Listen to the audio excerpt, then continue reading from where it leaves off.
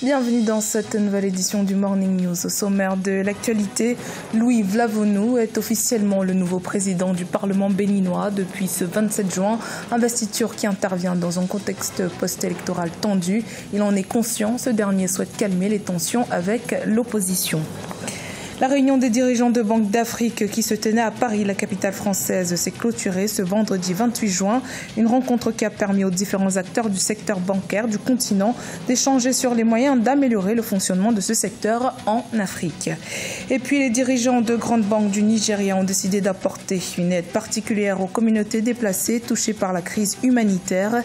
Réunis au sein du Fonds humanitaire du Nigeria, ils ont pour objectif de lever 80 millions de dollars qu'ils consacreront à cette cause. Au Bénin, Louis Vlavonou est officiellement le nouveau président de l'Assemblée nationale depuis le 27 juin. Il sera à la tête des 83 députés de la 8e législature installée quelques semaines avant dans un contexte post-électoral tendu. Conscient de cela, le nouveau président du Parlement béninois a invité l'opposition à travailler à la restauration d'une confiance ébranlée. Reportage de notre correspondant Leftiouno. Le nouveau Parlement béninois installé à la suite des élections du 28 avril 2019 doit faire face à plusieurs défis. En premier, celui de sa légitimité en raison des élections législatives contestées sans la participation des partis de l'opposition avec un taux de participation de 27%. Installé dans ses nouvelles fonctions ce jeudi 27 juin 2019, le nouveau président de l'Assemblée nationale, Louis Vlavonou, en mesure l'ampleur. La 8e législature est celle de tous les défis. Devons-nous examiner le plus tôt possible les initiatives à prendre pour renouer le dialogue entre les acteurs politiques et ceux dans un climat de sérénité retrouvé. Du côté de l'opposition béninoise, il a exigé l'annulation pure et simple de ce Parlement malgré la main tendue du chef d'État Patrice Talon pour un dialogue politique. Si on ne fait pas vite, je vous dis tout ce qui s'est passé, c'est actualité. Le vrai film va commencer. Et la résistance va désigner 83 titulaires, 83 suppléants. Circonscription, pas circonscription. Un calme relatif est revenu dans le pays suite à la levée des barrières au domicile de l'ancien chef d'État Boni Yayi. Notons par ailleurs que de son côté, la conférence épiscopale du Bénin poursuit les échanges avec les différents partis politiques. Dispersion ce samedi 29 juin d'une manifestation d'environ 250 opposants au président camerounais Paul Biya qui séjourne actuellement à l'hôtel Intercontinental à Genève en Suisse. L'ambassade du Cameroun à Berne avait lancé une mise en garde plus tôt dans la semaine, affirmant que des Camerounais vivant en Europe se préparaient à une violente manifestation ce samedi. Les précisions de Solène Duplessis. Il était près de 250 opposants camerounais à se diriger ce samedi 29 juin vers l'hôtel où séjourne le président camerounais Paul Biya à Genève en Suisse. Une manifestation dispersée par la police genevoise à coups de gaz lacrymogène sur fond de crise anglophone. Devant les différents interlocuteurs internationaux, le gouvernement camerounais avait pourtant enclenché les démarches pour démontrer toutes ses dispositions à œuvrer pour le dialogue.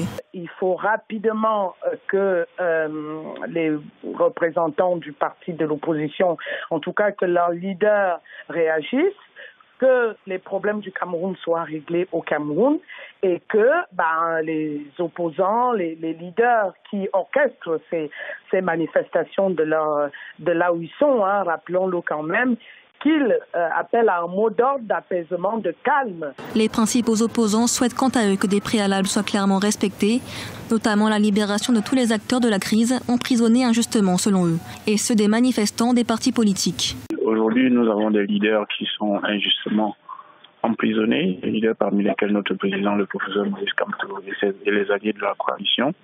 Donc, tant qu'ils ne sont pas libérés, tant que les conditions d'un tel dialogue inclusif ne sont pas remplies et que ce dialogue est effectivement entamé avec la participation de tous les acteurs politiques majeurs de notre pays, nous allons continuer à manifester et aussi jusqu'à ce qu'il y ait l'arrêt de ce conflit injuste et incompréhensible qui a lieu dans la zone du nord-ouest et du sud-ouest. Les partenaires internationaux déplorent et fustigent les violences commises par chacune des parties. Le Centre humanitaire pour le dialogue indique avoir reçu les divers groupes sécessionnistes impliqués dans la crise afin d'amorcer un dialogue tripartite avec le gouvernement et les partis politiques d'opposition du Cameroun. Une étape préalable à un véritable retour à la paix dans les régions du nord-ouest et du sud-ouest, comme le souhaitent les citoyens camerounais dans leur large majorité. Les 27 et 28 juin se tenait à Paris la réunion des dirigeants des banques d'Afrique. Rendez-vous qui était placé sous le thème « Au-delà de la banque, construire des partenariats d'avenir ». L'occasion pour les acteurs du secteur bancaire du continent d'échanger sur les mutations du secteur et les défis de la finance africaine. Solène Duplessis. Avec un taux de bancarisation faible, estimé à environ 20%, le secteur bancaire doit se réorganiser sur le continent. Un défi pour les acteurs du secteur réunis à Paris du 27 au 28 juin. Les experts préconisent notamment une meilleure inclusion financière afin que la croissance économique, estimée à 4% en 2019 en Afrique, puisse profiter à une couche plus importante de la population. Le taux de bancarisation reste toujours faible dans nos zones. Donc ce taux de bancarisation-là, je pense que ça a également le gros défi à ce niveau-là. C'est également sur ce taux de bancarisation, nous devons travailler sur l'inclusion financière pour pouvoir déjà s'attaquer à toutes les couches sociales en Afrique et permettre vraiment de travailler sur ce taux de bancarisation. Au cœur de l'activité économique, la transformation du secteur bancaire apparaît aujourd'hui comme un enjeu majeur, voire une urgence sur le continent, où 80% des adultes n'auraient pas accès aux services bancaires traditionnels. Selon les experts, la finance numérique se présente alors comme un levier de l'inclusion financière, une digitalisation du secteur qui remet néanmoins en cause l'organisation de la banque et de la finance. Il est primordial pour les banques africaines vraiment d'aller vers cette ère de la digitalisation-là. Même si, comme le directeur général de la BRED l'a dit, cette digitalisation ne doit pas se traduire en fermeture d'agences, ne doit pas se traduire en diminution du personnel. Non. En fait, le personnel doit être focalisé sur d'autres activités pour être vraiment plus proche de nos clients. La place du numérique dans les services financiers entraîne déjà d'importantes mutations sur les économies des pays du continent. Rien qu'en zone CEMAC, le mobile money, qui compte plus de 9,5 millions d'utilisateurs, représente 51% des transactions de monnaie électronique, soit 2 456 milliards de francs CFA en 2018.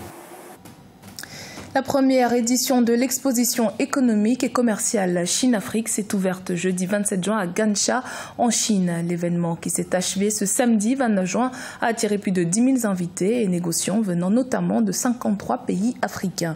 Il avait pour objectif de renforcer la coopération bilatérale dans les domaines industriels et agricoles entre le géant asiatique et le continent africain. Michael Dingosoa.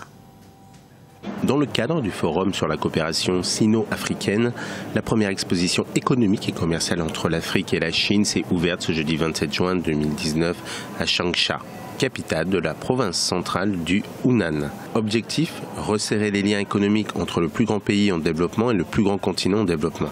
Selon les organisateurs, un événement qui a réuni 10 000 invités et commerçants des 54 pays africains. L'exposition est une très bonne occasion pour nous de présenter nos produits. Nous souhaitons coopérer avec la Chine, qu'il s'agisse d'infrastructures, d'industrie, d'agriculture, de développement social. C'est un ensemble complet à poursuivre entièrement. 13 projets de coopération impliquant 8 pays africains ont été signés pour un montant total de plus de 2,5 milliards de dollars. Le forum a également donné lieu à des conférences, des séminaires, des expositions consacrées à l'agriculture et au commerce. La Chine et l'Afrique devraient bénéficier de ce partenariat. Et c'est ce qui est très important. Et que le fait soit d'un intérêt majeur, c'est que la Chine a budgétisé d'énormes sommes d'argent et que ces fonds sont destinés au développement des infrastructures en Afrique. Pour rappel, la Chine est le principal partenaire commercial de l'Afrique depuis 10 ans. En 2018, le volume des échanges commerciaux entre la Chine et l'Afrique s'élevait à 204,2 milliards de dollars américains, en hausse de 20% sur un an. À cela s'ajoutent les importations chinoises en provenance d'Afrique ont augmenté de 32% en glissement annuel, tandis que les importations de produits agricoles ont augmenté de 22%. Le Fonds humanitaire du Nigeria est à la recherche de 80 millions de dollars pour répondre à la crise humanitaire qui sévit dans le pays. 1,8 million de personnes seraient déplacées sur le territoire national et 6,2 millions auraient besoin d'une assistance urgente. Les précisions d'Aïssatou Bari. Le Fonds humanitaire du Nigeria, une organisation composée de dirigeants de grandes institutions financières, se sont engagés à soutenir les déplacés dans l'état de Borno. On estime le nombre de Nigériens déplacés à l'intérieur du pays à environ 1,8 million de personnes, principalement des femmes et des enfants, et 6,2 millions de personnes ont besoin d'une assistance urgente. Nous sommes heureux d'accueillir la délégation et nous lui souhaitons la bienvenue. Il devrait nous aider avec de la nourriture, des abris et de l'eau. Nous avons aussi besoin d'écoles pour nos enfants et c'est cet appui que nous attendons d'eux. 14 des plus grandes entreprises nigérianes ont formé l'initiative en novembre 2018 afin de mettre en commun leurs ressources et de soutenir les personnes déplacées du pays. L'organisation aspire à lever 80 millions de dollars pour la réponse humanitaire. C'est le type de partenariat que j'attends avec impatience. Amener les Nations Unies, le secteur privé, en collaboration avec le gouvernement, afin que tous puissent, en commun accord, mettre en place les meilleures stratégies en vue de trouver des solutions adéquates pour résoudre le problème. Selon le Bureau de la coordination des affaires humanitaires des Nations Unies, la crise humanitaire dans le nord-est du Nigeria, qui est entrée dans sa 2e année, est l'une des plus graves au monde. À ce jour, le Fonds humanitaire du Nigeria a collecté 90 millions de dollars de contributions et d'engagements avec l'appui de 17 pays donateurs. C'était le journal de la rédaction. Merci de votre fidélité. Dans un instant, une nouvelle édition de l'actualité sur Africa 24.